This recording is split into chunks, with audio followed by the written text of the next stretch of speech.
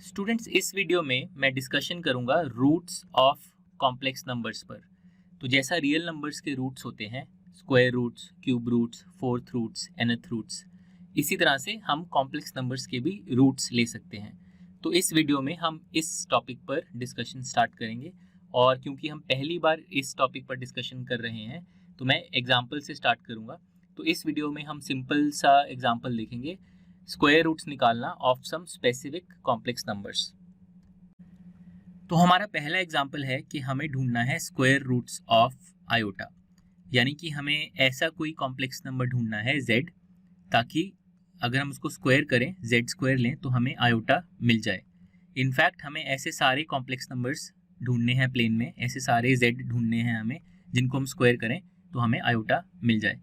तो सबसे पहले मैं चाहता हूं कि आप वीडियो को पॉज करके थोड़ी देर सोचिए कि ये आप कैसे निकाल सकते हैं। आप ये इक्वेशन को जो मैंने लिखा है z square equal to iota, इसको आप कैसे सॉल्व कर सकते हैं। आप ऐसे सारे कॉम्प्लेक्स नंबर्स कैसे निकाल सकते हैं जिनको स्क्वायर करेंगे तो आपको आयोटा मिलेगा। तो इसको एक बार सोचिए आगे बढ़ने से पहले। तो अब मैं आपको बताता हूँ कि हम इस प्रोसेस को कैसे सोचेंगे, और एज ऑलवेज मैं आपको सिखाऊंगा ज्योमेट्रिकली कैसे सोचना है स्क्वायर रूट लेने के प्रोसेस को। तो हमें किस नंबर का स्क्वायर रूट लेना है? हमें लेना है आयोटा का स्क्वायर रूट। तो आयोटा को हम इंटरप्रेट करेंगे as a vector in the plane. Origin से ड्रॉ करते हैं, तो ओरिजिन से अगर हम आयोटा वेक्टर ड्रॉ करें तो 1 यूनिट अप हम जाएंगे, और ये जो वेक्टर हमने ड्रॉ किया ये है वेक्टर आयोटा। अब अगर हमें ऐसा कोई कॉम्प्लेक्स नंबर ढूंढना है जिसको हम स्क्वायर करें तो आयोटा मिले, तो इसका मतलब ये है कि हमें ऐसा कोई वेक्टर ढूंढना है प्लेन में जिसको अगर हम उसी से मल्टीप्लाई कर दें, जिसको अगर हम स्क्वायर कर दें तो हमें आयोटा मिल जाए। तो आयोटा की आर्ग्यूमेंट है 90 डिग्रीज और आयोटा का मॉडुलस है 1। ठीक है, तो अब हमें ऐसे वेक्टर्स ढूंढने हैं प्लेन में जिनको अगर हम स्क्वायर करें तो उनका मॉडुलस 1 बन जाए और उनका आर्ग्यूमेंट 90 डिग्रीज बन जाए। तो ये वेक्टर्स खोजने के लिए चलिए मैं आपको एक सिमुलेशन में लेके चलता हूँ। तो स्टूडेंट्स, इस सिमुलेशन को केयरफुली ऑब्जर्व करिए। इसमें जो ओरिजिन O से पॉइंट P तक वेक्टर मैंने ड्रॉ कर रखा है, ये है वेक्टर आयोटा, आप देख सकते हैं, और इसी कॉम्प्लेक्स नंबर आयोटा का हमें स्क्वायर रूट निकालना है।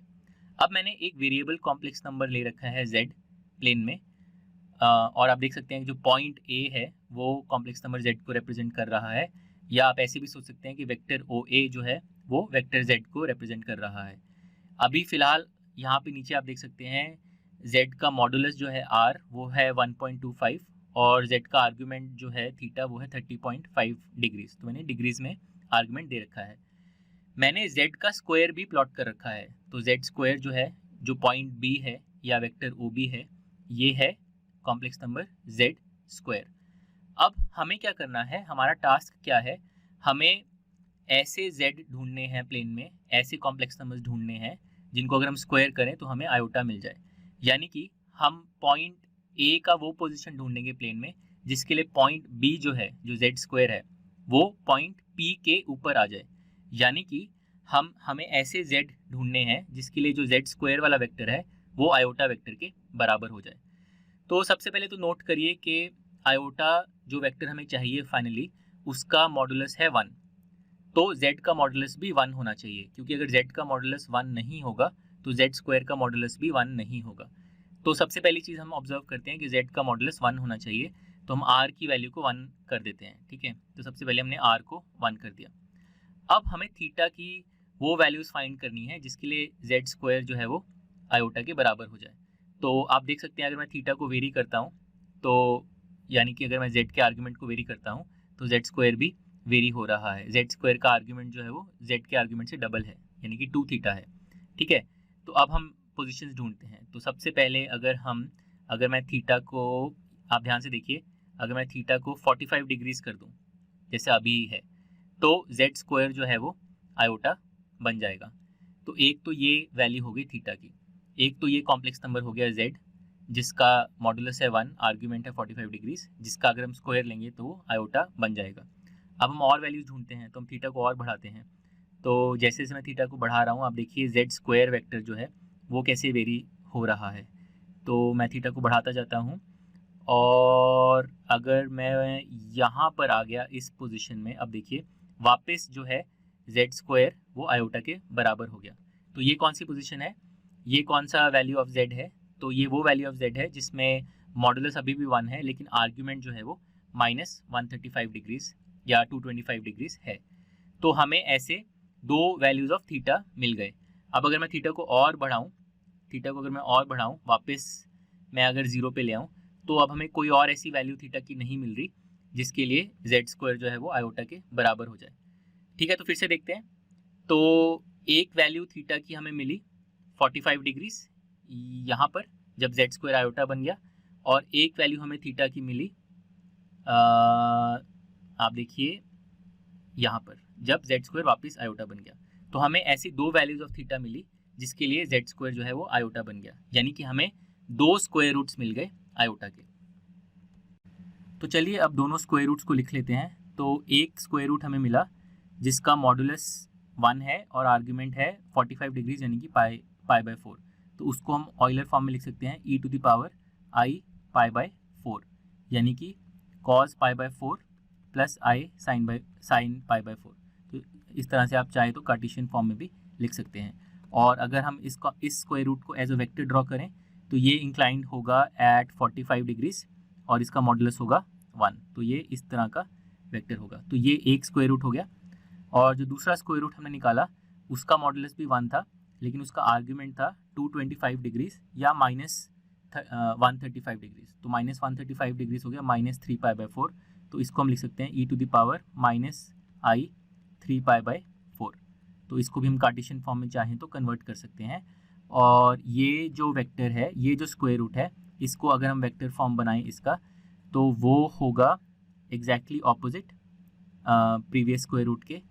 इसको हैवी कलर में बना लेते हैं। तो ये इस तरह से ये वेक्टर होगा, ठीक है।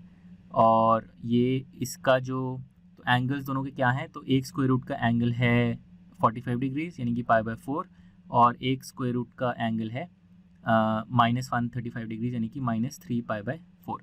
और दोनों स्क्वायर रूट्स की जो मॉडुलस हैं वो बराबर हैं, वो है 1। तो आप देख सकते हैं कि जो मॉडुलस हैं, जो स्क्वायर रूट्स हैं वो सिमेट्रिकली प्लेस्ड हैं। एक स्क्वायर रूट यहाँ पर है, ये जो पॉइंट है यहाँ पर है, तो दूसरा स्क्वायर रूट एग्जैक्टली उल्टी डायरेक्शन में है, diametrically opposite with respect to the origin दूसरा स्क्वायर रूट है। तो ये हो गए दो स्क्वायर रूट्स ऑफ आयोटा। अब इसी तरह से हम अपने नेक्स्ट एग्जाम्पल पे आते हैं। स्क्वायर रूट्स ऑफ -1 हमें निकालने हैं। तो -1 वेक्टर ड्रॉ कर लेते हैं पहले। ओरिजिन से पॉइंट अगर मैं -1 को ज्वाइन करूँ तो मुझे वेक्टर -1 मिल जाएगा। तो ये है मेरा -1 वेक्टर जिसके मुझे स्क्वायर रूट्स निकालने हैं। यानी कि मुझे ऐसे वेक्टर्स ढूंढने हैं जिनको अगर मैं स्क्वायर करूं यानी कि अपने आप से मल्टीप्लाई करूं तो वो ये वेक्टर बन जाए। तो चलिए वंस अगेन सिमुलेशन के थ्रू देखते हैं। तो ये सिमुलेशन रही हमारी वापस। तो हमें -1 के स्क्वायर रूट निकालने हैं, तो हम OP वेक्टर को -1 वेक्टर बना लेते हैं पहले, ठीक है। अब हमारे पास ये Z वेक्टर है, OA वेक्टर, और Z² वेक्टर है, OB वेक्टर। तो हमें ऐसे Z ढूंढने हैं, हमें ऐसे वेक्टर्स ढूंढने हैं Z जिसके लिए Z² जो है वो -1 वेक्टर बन जाए, ठीक है। तो क्योंकि -1 वेक्टर का जो मॉडुलस है वो 1 है, तो Z का मॉडुलस भी 1 होना चाहिए, तभी Z² का मॉडुलस 1 होगा। तो R को 1 करना पड़ेगा, तो ऑलरेडी 1 है वो, तो ये ठीक है। अब हमें ऐसा एंगल सेट करना है Z का जिसके लिए Z² का एंगल जो है वो -1 वेक्टर के बराबर हो जाए, Z² का आर्ग्यूमेंट -1 के आर्ग्यूमेंट के बराबर हो जाए। तो चलिए पहले थीटा को 0 पे लेके आते हैं और अब बढ़ाना स्टार्ट करते हैं। और अब आप वो एंगल नोटिस करिए, वो आर्ग्यूमेंट नोटिस करिए Z का जिसके लिए Z² वेक्टर जो है वो -1 के बराबर हो जाए। तो एक तो हमारा यहाँ पर आ गया 90 डिग्रीज। अगर Z का आर्ग्यूमेंट 90 डिग्रीज है तो Z² का आर्ग्यूमेंट 180 डिग्रीज होगा, ठीक है। और Z² वेक्टर जो है -1 वेक्टर के बराबर बन जाएगा। अब और बढ़ाते हैं थीटा को। अब देखते हैं वापस ये जो Z² वेक्टर है ये किस पॉइंट पे आके ये वापस -1 वेक्टर के बराबर हो जाएगा। तो अब हमें यहाँ पर देखिए हमें दूसरा पोजीशन ऑफ Z मिल गया जिसके लिए Z² -1 के बराबर हो गया। और ये कौन सा पोजीशन है, ये वो पोजीशन है जब Z का आर्ग्यूमेंट -90 डिग्री यानी कि -π/2 है। तो और फिर हम और बढ़ाएंगे अगर, तो दोबारा से Z² -1 के बराबर नहीं होगा। तो आप देखिए हमें दो पोजीशंस मिले, दो एंगल्स मिले हमें। एक हमें मिला theta equal to 90 degrees pi by 2, और एक हमें मिला थीटा इक्वल टू -90 डिग्रीज यानी कि माइनस पाई बाय 2। तो हमें दो स्क्वायर रूट्स मिल गए। तो अब लिख लेते हैं दोनों स्क्वायर रूट्स को। तो हमें ऐसे z चाहिए थे जिनका स्क्वायर जो है वो -1 के बराबर हो। तो हमने देखा एक ऐसा z है जिसका मॉडुलस 1 है और आर्ग्यूमेंट 90 डिग्रीज यानी कि पाई बाय 2 है, तो वो है e⁻i पाई बाय 2, हम उसको लिख सकते हैं ऑयलर फॉर्म में। और ये आप देख सकते हैं ये सिंपली हो जाएगा आयोटा, ठीक है। और इसको अगर हम वेक्टर फॉर्म में ड्रॉ करें तो ये हो जाएगा ये वाला वेक्टर, ठीक है। तो ये जो आयोटा वेक्टर है, ये वाला वेक्टर, इसको अगर आप स्क्वायर करेंगे तो आपका -1 वेक्टर बन जाएगा जो कि ये वाला वेक्टर है। और ऐसा आप देख सकते हैं, ऐसा इसलिए हो रहा है क्योंकि आयोटा की जो आर्ग्यूमेंट है वो 90 डिग्रीज़ है, तो अगर आप उस आर्ग्यूमेंट को डबल करेंगे तो वो 180 डिग्रीज़ बन जाएगी।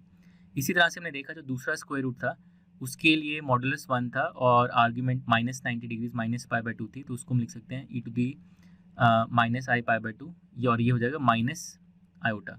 तो अगर हम इसको एज अ वेक्टर ड्रॉ करें तो ये ऑपोजिट वेक्टर हो जाएगा आयोटा के, ठीक है। ये हो जाएगा माइनस आयोटा, ये एक और स्क्वायर रूट है और इसका भी आप रीज़न देख सकते हैं क्योंकि इसका आर्ग्यूमेंट जो है वो -90 है। तो अगर आप -90 को डबल करें तो -180 बन जाएगा, जो कि ये आर्ग्यूमेंट -180 बन जाएगा और आपको -1 मिल जाएगा। तो वंस अगेन आपको दो स्क्वायर रूट्स मिले और दोनों स्क्वायर रूट्स आप देख सकते हैं सिमेट्रिकली प्लेस्ड हैं। अगर आप एज पॉइंट्स देख रहे हैं स्क्वायर रूट्स को, तो एक स्क्वायर रूट यहाँ पे है आयोटा पे और दूसरा स्क्वायर रूट ऑपोजिट एकदम symmetrically with respect to the origin placed है और वो है माइनस आयोटा पे।